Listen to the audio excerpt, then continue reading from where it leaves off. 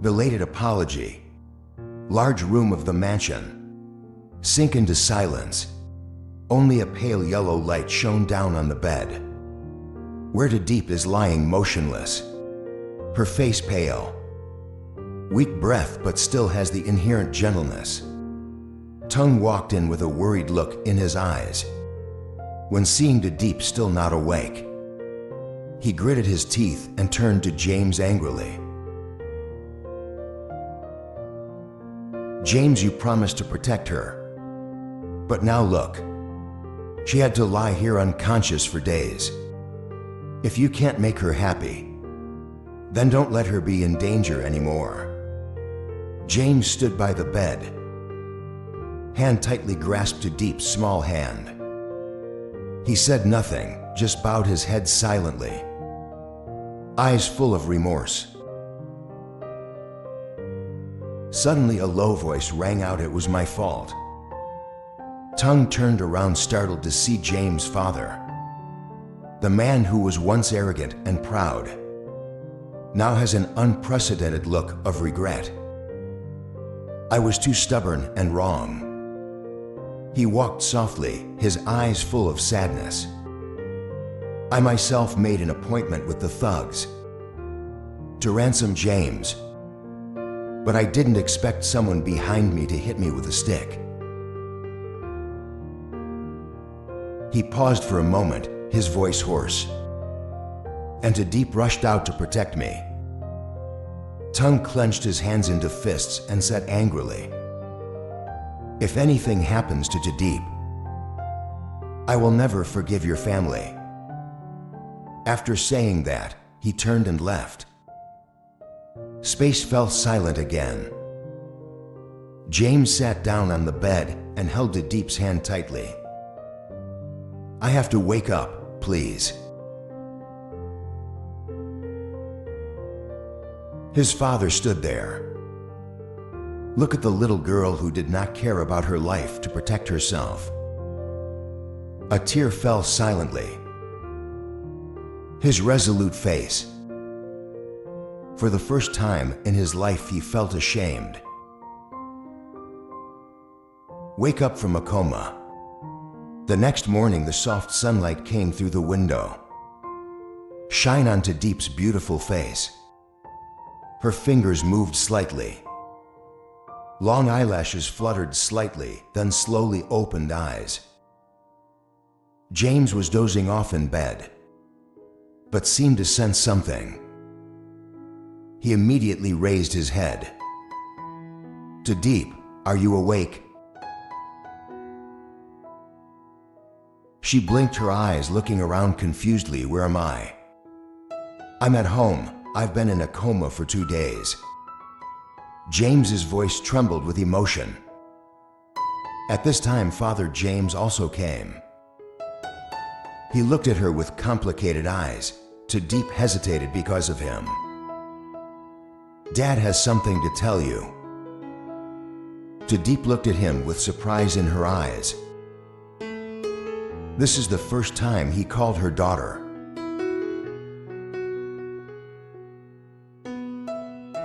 Father James took a deep breath and said slowly, "Father used to despise me, think I'm not worthy of James.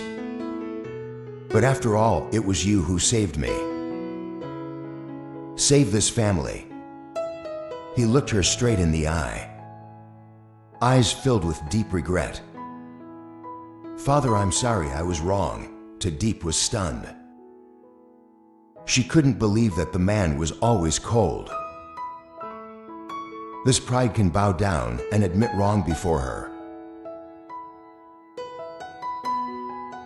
She moved her lips but didn't know what to say. James took her hand and smiled slightly. "Do you see? Dad finally realized how wonderful you are." Diep smiled weakly, her eyes stinging. She doesn't need an apology. But this moment, she knew she was finally accepted. And most importantly, she knew that from now on, she will no longer have to fight alone. James' company is rumored to be smuggling timber. After a major event when everything seemed to have calmed down, a terrible rumor suddenly spread throughout the market. James' company is involved in illegal timber trafficking. Under investigation. Within a day. This news was all over the newspapers, social networks, and even to the company's major partners. At the company headquarters, Dream sitting on the director's chair, cold eyes staring at the computer screen, where a series of articles are publishing unfavorable information about him. Tung walked in and put the stack of documents down on the table. James is in big trouble. The police have sent a summons. Asked him to work on this issue. James nodded, his eyes wavering a little. I knew this would happen. Diep also ran over at this time with a worried look. James, this rumor is not true. But who wants to hurt him again? James clenched his fists and lowered his voice. All eyes in the room were on him. James continued. After the failed kidnapping, he could no longer directly take action. But he knows how. Use the media to damage my reputation. He spread the news that I was smuggling timber, to discredit the company and bring it under investigation. If this matter is not resolved quickly, our partners will withdraw. Diep clenched his fist, so what should he do now? James took a deep breath and stood up with a determined look in his eyes. I will personally go to the investigation agency to clarify everything. Working with the police. At the Economic Police Headquarters, James sat opposite the inspector who was questioning him. We received the news that your company, related to activity, illegal logging and timber trade. Do you have anything to say about this? James looked straight into the inspector's eyes and calmly replied, my company only deals in agricultural products and imported wood, legally certified. If there is evidence that my company is smuggling timber, I will take full responsibility before the law. The inspector reviewed the game and placed some documents on the table. Here is a list of timber shipments that have been linked to your company. We need you to explain clearly. James picked up the document and looked at it. Cold eyes glanced over each line. Some of the shipments actually had your company's label on them. But the strange thing is, they do not originate from the company's management system. A thought flashed through his mind. Someone forged the papers and used his company's name to import illegal timber. He put the documents down. Sharp eyes for me. Can ask time to check the origin of these shipments. If there is really a violation, I will cooperate with the investigation. The inspector nodded. You have 3 days to provide proof of authenticity. James stood up with a determined look in his eyes. Thanks, I will not let you down. Race against time. Back to work tonight. Immediately assemble an internal investigation team. Diep walked into the room and put her hand on his shoulder. Do you think John is behind this? James nodded. He was the only one with motive. But this time he couldn't blame him so easily. Tongue walked in holding a stack of documents. James, I have investigated. These shipments are imported from an intermediary company. But when digging deeper, this company is related to a group of John. James clenched his fist. Good, this time I will make him pay. Diep looked at James with eyes full of trust. She knows that no matter how many plots the enemy has, James will still fight to the end. And this time she won't let him face it all alone. To Diep, James is solid support. After returning from the police station, James sat alone in his office, sharp eyes staring at the computer screen. Documents on the continuous export of illegal timber shipments. Before his eyes, but his mind was in chaos. Pressure from the media, from shareholders and police investigation is making him extremely stressed. The door suddenly opened. Diep walked in holding a cup of hot tea. She gently put it on the table, then quietly sat down next to James. You forgot dinner again, right? She asked with concern in her voice, groaning softly and sighing, leaning back in her chair. He didn't have time to think about it. There is still a lot to be done. Diep gently squeezed James's hand. I know you are strong, but don't forget to take care of yourself. If I fail, what will happen to this company?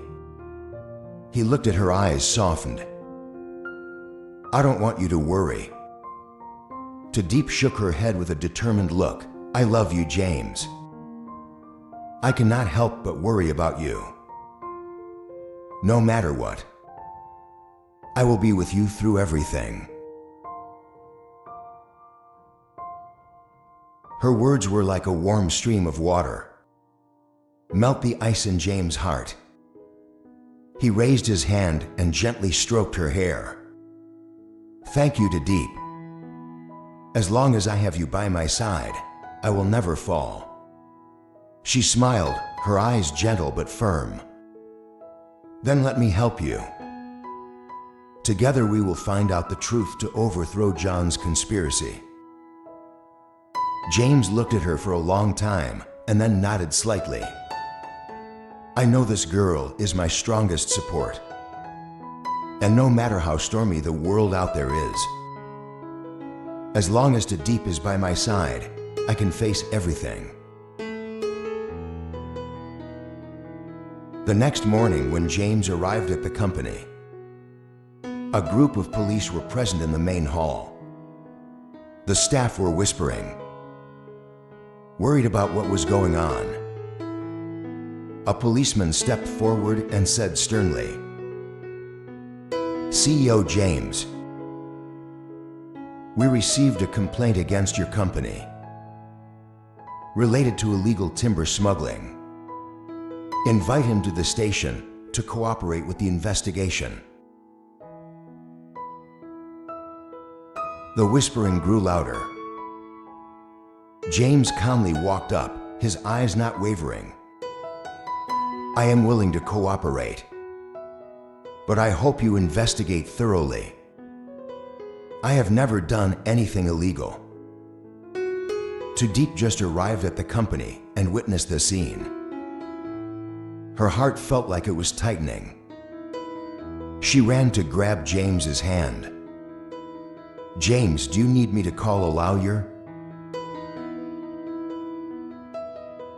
He squeezed her hand reassuringly. It's okay, I will figure it out, don't worry. But how could she not worry? When she walked with the police, her heart was full of anxiety.